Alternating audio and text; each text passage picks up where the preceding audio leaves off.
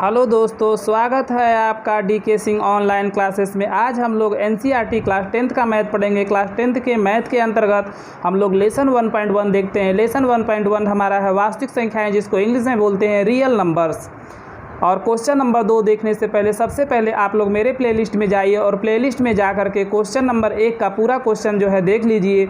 उसके बाद question number 2 देखिए। क्वेश्चन नंबर 2 देखने से पहले सबसे पहले इस चैनल को जो है सब्सक्राइब कर लीजिए। अपने दोस्तों के पास जो है शेयर कर दीजिए, विशेष रूप से कक्षा 10 के बच्चों के पास।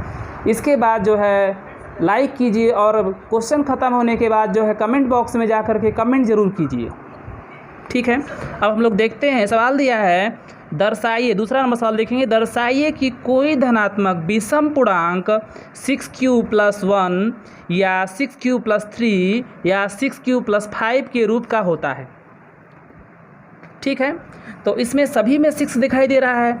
इसका मतलब किससे स्पष्ट है कि जो इसका भाजक होगा 6 होगा। ठीक है, लेकिन सबसे पहले धनात्मक विषम पूर्णांक मान लेते हैं, है ना। तो माना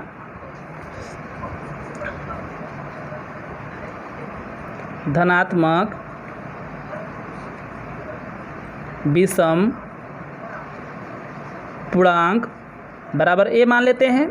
ठीक है, अब बात करते हैं भाजक का। भाजक मतलब जिससे भाग दिया था, भाजक हम लोग b लेते थे। तो भाजक को क्या मान लेंगे? 6 मान लेंगे। कैसे 6 मानेंगे? क्योंकि सभी में 6 है। इसके बाद बात करते हैं भागफल। भाग देने पर जितनी बार जाता है उसको क्या मान ले लेते हैं? q। अब बात करते हैं शेषफल का। शेषफल को क्या मान लेते हैं? r मान लेते हैं। ठीक है, और अब यहाँ पर देखेंगे कि जो a हमारा और यहाँ 6 है। ठीक है, a हमारा जो है भाज्य है, 6 जो है भाजक है। ठीक है, तो भाज्य हमेशा भाजक से बड़ा होता है। तो a यहाँ 6 से बड़ा होगा, तो बड़ी संख्या में ही छोटी संख्या से भागा देंगे। ठीक है, इसका मतलब कि a में 6 से भागा देंगे। अगर a में 6 से भगा दिए तो मान लिए कि कितनी बार गया? q बार गया, और शेष कितना बचा? r बचा। ठीक है, अब जो है इसी कड़ी में हम लोग इसको देखते हैं कि यह हमारा a कैसे प्राप्त होगा। तो यहाँ पर देखते हैं a बराबर क्या लिखेंगे? 6 में q का गुणा करेंगे और r को जोड़ देते हैं। तो 6 गुणे q प्लस r। ठीक है, तो a बराबर क्या हो जाएगा? 6q यानी 6q, 6q प्लस r हो गया। ठीक है, किस प्रकार से हुआ है आप लोग समझ गए। इसको हम लोग लिख सकते हैं, क्योंकि हम लोग पढ़ रहे हैं यूक्लिड विभाजन। तो यूक्लिड विभाजन प्रमेय से, क्योंकि पूरा चैप्टर ही यूक्लिड विभाजन है।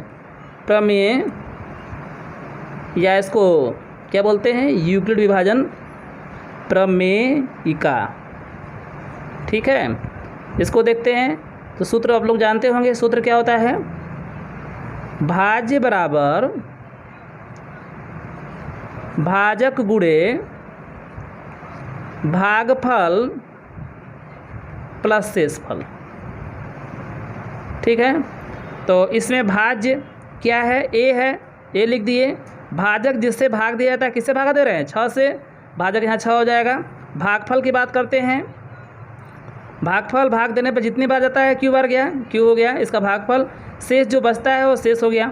ठीक है, और यहाँ पर कंडीशन देखेंगे। जो यह r होगा, r का मान हमेशा 6 से छोटा होगा। क्यों? क्योंकि जो भाजक का मान होता है, जो शेषफल का मान होता है, वह भाजक से क्या होता है? छोटा होता है, 6 से छोटा होगा।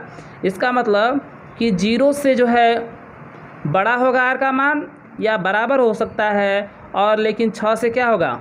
छोटा होगा। तो कहने का तात्पर्य ये है कि जो r का मान होगा वह 0, या तो 0 हो सकता है, या तो जो है लेकिन 6 से क्या रहेगा? छोटा रहेगा। नहीं, 0 और 6 के बीच में ले सकते हैं, 0 को साथ में लेंगे। ठीक है, इसका मतलब r का जो मान होगा वह 0 होगा।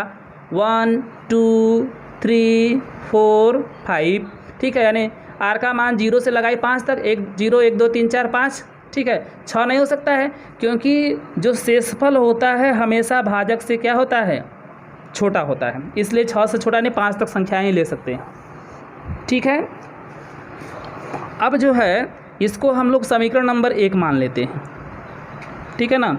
1 मान लिए। सबसे पहले आर लिखते हैं। समीकरण 1 में आर बराबर 0 रखने पर, ठीक है। सबसे पहले समीकरण 1 में आर बराबर क्या रखेंगे? 0 रखेंगे। तो 1 लिखेंगे ए बराबर 6q जो कहते हुए लिखेंगे, और ये आर के स्थान पर 0 लिखेंगे। तो ए बराबर 6q हो जाएगा, ठीक है। 6q हो गया। अब क्या करते हैं, इसको लिख सकते हैं 6 को 2 × 3q ऐसे लिख सकते हैं ना। इसका मतलब यह 2 का गुणनखंड है। 6q क्या है? 2 का गुणनखंड है, इसलिए यह कैसी संख्या हो सकती है? यह सम संख्या हो सकती है, ठीक है। इसी प्रकार इसी कड़ी में आगे बढ़ते हैं। अगर समीकरण 1 में आर बराबर, सबसे पहले हम लोगों ने क्या लिया? 0 लिया। 0 के बाद क्या लेंगे? 1 लेंगे। समीकरण 1 में आर बराबर 1 रखने पर, ठीक है। समीकरण 1 में आर बराबर 1 रखते हैं तो ए बराबर 6q हो गया, ठीक है। और यहाँ पर जो आर है इसके स्थान में क्या रखेंगे? 1। तो 6q + 1 हो जाएगा। 6 को तोड़ सकते हैं 2 × 3q + 1 के रूप में, ठीक है। तो 2 का गुणनखंड तो 6q तो हो जाएगा, लेकिन उसमें अगर 1 जोड़ देंगे तो यह गुणनखंड पूरा नहीं होगा, ठीक है। इसका मतलब कि यह कैसी संख्या हो जाएगी? यह जो संख्या होगी वो विषम होगी। कैसी होगी? विषम होगी, ठीक है। आर बराबर हम लोगों ने 1 रख दिया। अब क्या लिखेंगे? आर बराबर 2 रखने पर, ठीक है। आर बराबर जो है 2 रखने पर तो लिखेंगे समीकरण 1 में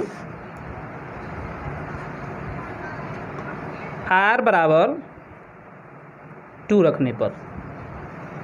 अगर देखिए समीकरण 1 में आर बराबर 2 रखते हैं तो ए बराबर 6q हो गया, ठीक है। और इस आर के स्थान पर क्या हो जाएगा? 2 हो जाएगा। तो 6q + 2 हो गया, ठीक है। इसमें से क्या कर सकते हैं? 2 बाहर निकाल सकते हैं। 2 बाहर निकाल लेंगे तो 2 3 जा 6 हैं, 2 3 6, 3q + 1, ठीक है ना। 2 बाहर निकाल दिए तो 3q + 1 हो गया। इसका मतलब 2 से इसमें गुणा है। जब इसमें 2 से गुणा है तो स्पष्ट है कि 6q + 2 क्या होगा? सम संख्या होगा, ठीक है। अब इसी कड़ी में आर बराबर हम लोग क्या रखते हैं? 3 रखते हैं। अब यहाँ से देखते हैं, यहाँ जो है अब लिखेंगे समीकरण 1 में आर बराबर 3 रखने पर, 5 तक रखना है हम लोग को, ठीक है। तो आर बराबर 3 रखते हैं। समीकरण 1 हम लोग देखेंगे, यहाँ है ना समीकरण 1, आप यहाँ से देख सकते हैं। तो ए बराबर 6q हो गया, और इस आर के स्थान पर क्या रखना है? 3 रखना है। तो 6q + 3 हो जाएगा, ठीक है। इसमें से क्या कॉमन निकाल सकते हैं? 3 कॉमन निकाल सकते हैं। 3 दूना के 6, 2q + 1, ठीक है। कॉमन निकालने का अर्थ क्या होता है? भागा देना। 3 का भागा इसमें देंगे, 3 दूना के 6, 2q हो गया, और 3 का भागा 1 में 3 एकम 3 हो गया, ठीक है। 3 से गुणा है, तो 3 से गुणा होने का मतलब स्पष्ट है कि यह कैसी संख्या है? विषम संख्या है, ठीक है। अब आगे देखते हैं। अब 4 की बात करते हैं। तो समीकरण 1 में आर बराबर 4 रखने पर, ठीक है। देखते हैं 4 रख कर के आता है तो वही लिखेंगे ए बराबर 6q हो गया, ठीक है। ए बराबर 6q, और 6q तो हो गया, और आर के स्थान पर क्या रख देंगे? 4 रख देंगे। अब इसमें से 2 कॉमन निकाल सकते हैं। 2 निकालेंगे तो 2 3 6, 3q हो गया, प्लस 2 का भागा 4 में, 2 दूना के 4, 2 हो गया, ठीक है। 2 से गुणा है तो 2 से गुणा है तो स्पष्ट है कैसी संख्या होगी? सम संख्या होगी, यानी गुणनखंड इसका 2 है तो सम संख्या होगी। इसी प्रकार देखते हैं समीकरण 1 में आर बराबर 5, ठीक है। समीकरण 1 में आर बराबर 5 रखने पर, 5 रखते हैं, ठीक है। तो r यानी a बराबर हो जाएगा 6 क्यूब, ठीक है। जहाँ पर 4 है यानी कि r के स्थान पर क्या रख देंगे, 5 रख देंगे, 5 हो गया। अब देखते हैं तो 2 गुणे 3 क्यूब हो गया, 3 दूना 6 प्लस 5 ऐसे लिख सकते हैं। लेकिन 6 क्यूब का तो गुणनखंड है, हो गया 2, लेकिन 5 का नहीं होगा क्योंकि 5 एक्स्ट्रा है, 4 होता तो हो जाता, ठीक है। इसमें से 2 कॉमन नहीं हो सकता है, इसलिए यह कैसी संख्या होगी, विषम संख्या होगी, ठीक है। अब जो है इसको जो है लिखने की कोशिश करेंगे। कैसे लिखते हैं ध्यान से देखिए। सबसे पहले लिखेंगे कि जो है 6 क्यूब, अतः 6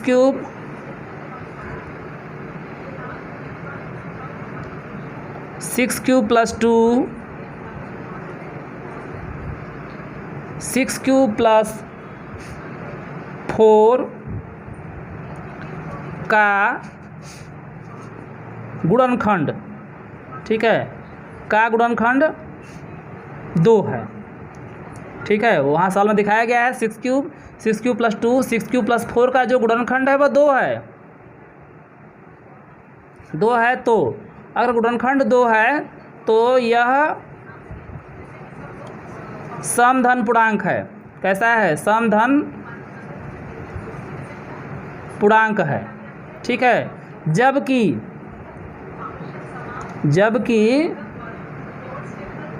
6 क्यूब प्लस 1 या 6 क्यूब प्लस 3 या 6 क्यूब प्लस 5 का गुणनखंड 2 नहीं है, 2 नहीं है, तो यह समधन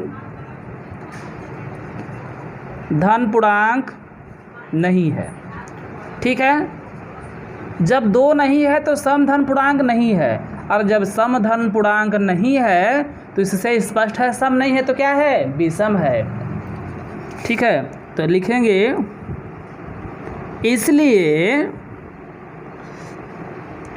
6 क्यूब प्लस 1 या 6 क्यूब प्लस 3 या 6 क्यूब प्लस 5,